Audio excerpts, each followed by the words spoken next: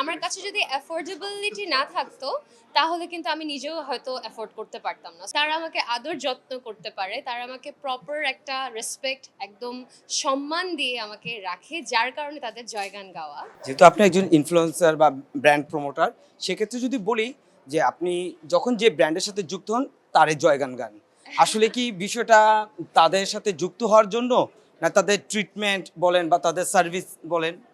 আচ্ছা, সো তাদের জয়গান গায় কারণ তারা আসলে আমার মনের মধ্যে জায়গাটা করে নিতে পারে। তারা আমাকে আদর যত্ন করতে পারে, তারা আমাকে প্রপার একটা রেসপেক্ট একদম সম্মান দিয়ে আমাকে রাখে, যার কারণে তাদের জয়গান গাওয়া। কিন্তু তার মানে এই না যে বাজে সার্ভিসেস নিয়ে জয়গান গাচ্ছি, একদমই না। স্যান্ডেলিনা সো, রূপচর্চায় আভিজাত্য।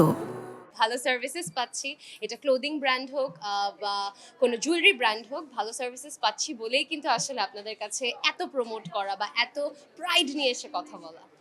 বাইরের দেশের মতো বাংলাদেশে অ্যাস্থেটিক ট্রিটমেন্টের সাথে অতটা পাবলিক মানে ফ্যামিলিয়ার না, পরিচিত না।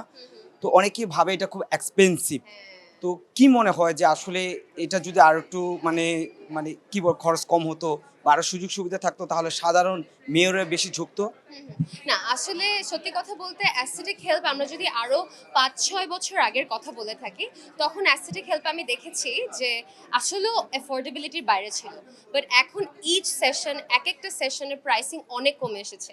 ইনফ্যাক্ট আমার কাছে যদি অ্যাফোর্ডেবিলিটি না থাকতো তাহলে কিন্তু আমি নিজেও হয়তো অ্যাফোর্ড করতে পারতাম না। So of course it's affordable and মানুষ এখনো যায় না, কনসালটেশন করে না। অনেক জায়গায় কিন্তু কনসালটেশন একদম ফ্রি অফ চার্জ হয়ে থাকে। জাস্ট মানে আপনারা আসেন, একটু জ্বালিয়ে যান, আমাদের হেডেক দিয়ে যান, তারপরে আপনার কস্ট স্ট্রাকচার নিয়ে বের হতে পারবেন আর কি। অ্যাস্থেটিক ট্রিটমেন্ট নিয়ে যে মানুষের যে একটা ভ্রান্ত ধারণা রয়েছে যে স্ক্রিনের উপরে এটা প্রবলেম হতে পারে, যেহেতু আপনি এই ট্রিটমেন্টে দীর্ঘদিন যাবত নিচ্ছেন, আসলে কি এটার কোনো ভুক্তভোগী আপনি হয়েছেন? একদমই না, একদমই না। আমার মনে হয় আমার আরো লম্বা সময় ধরে আমি এটার সাথে ধরে থাকবো। কারণ হচ্ছে আমি নিজে বেনিফিটেড হচ্ছি। অনেকেই জানেন যে আমি কিন্তু একনি নিয়ে ভুগছি অনেকদিন ধরে।